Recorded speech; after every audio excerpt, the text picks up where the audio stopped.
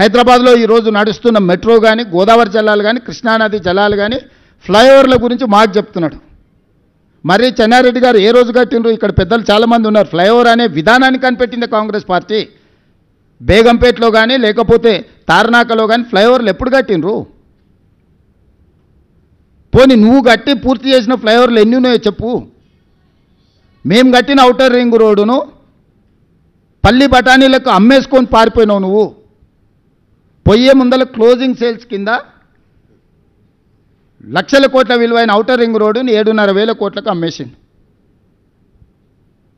అందుకే ఈరోజు ఆ 10 సంవత్సరాల పరిపాలన మేమున్నప్పుడు బీజేపీ బీఆర్ఎస్ ఉన్న 10 సంవత్సరాల పరిపాలన అంచనా వేసి రేపటి 10 సంవత్సరాల కోసం నేను కొత్త ప్రణాళికలు రచిస్తున్నా. తెలంగాణ రైజింగ్ 2047 అనే ఒక పాలసీ విజన్ డాక్యుమెంట్ని ఈరోజు మేము తీసుకొస్తున్నాము. 2047కి స్వతంత్రం వచ్చి 100 సంవత్సరాలు పూర్తి చేసుకోబోతున్నాం. రాబోయే 100 సంవత్సరాల కోసం ఎలాంటి భవిష్యత్ ప్రణాళికలు ఉండాలో మేము ఒక విజన్ డాక్యుమెంట్ ప్లాన్ చేస్తున్నాం. ఈరోజు మెట్రో విస్తరణకు 43,000 కోట్ల రూపాయల ప్రణాళికలతో కేంద్ర ప్రభుత్వానికి మేము ఇచ్చినాం. బ్యాడ్ బ్రదర్స్ ఇద్దరు కలిసి అడ్డుకుంటున్నారు, కిషన్ రెడ్డి కేటీఆర్ కలిసి. ఆనాడు హైదరాబాదు నగర అభివృద్ధి కోసం కొట్లాడిన వాళ్ళని హైదరాబాద్ బ్రదర్స్ అనేటోళ్ళు, శశిధర్ రెడ్డిని మరి జనార్దన్ రెడ్డిని.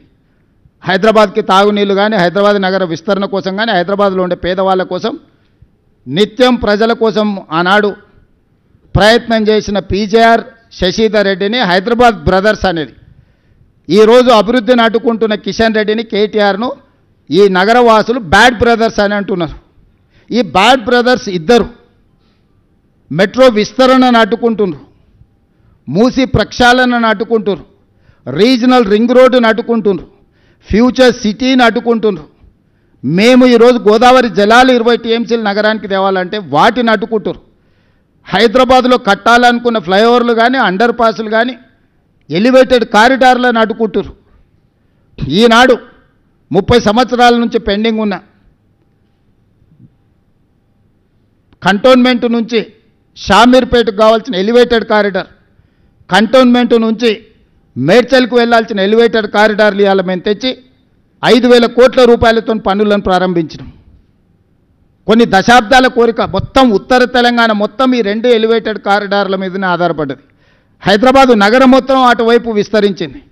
ఇవాళ 1 కోటి జనాభా ఉంటే 50 లక్షల జనాభా ఆ పక్కనే ఉంది నగరంలో. కరీంనగర్, ఆదిలాబాద్ నుంచి మొదలు పెడితే ఉత్తర తెలంగాణ మొత్తం ఆ 2 ఎలివేటెడ్ కారిడార్ల మీద ఉంది. 10 సంవత్సరాలు మీరు అనుమతి ప్రయత్నం చేయలేదు. కేవలం సచివాలయం కోసం ఆర్మీ ల్యాండ్ని 50 ఎకరాలు ఇవ్వలేదని వాళ్ళతో పంచాయతీ పెట్టుకొని పక్కన పెడితే వచ్చిన 100 రోజుల్లోనే ఆ సమస్యను పరిష్కరించి ఈరోజు ఆ ఎలివేటెడ్ కారిడార్లకు ఈరోజు ప్రణాళికలు వేసి మేము ముందుకు వెళ్తున్నాం. బేగంపేట ఎయిర్పోర్ట్ మధ్యలో నుంచి అండర్ టనెల్ ఈరోజు రోడ్లకు అనుమతులు తీసుకొచ్చిన నేను.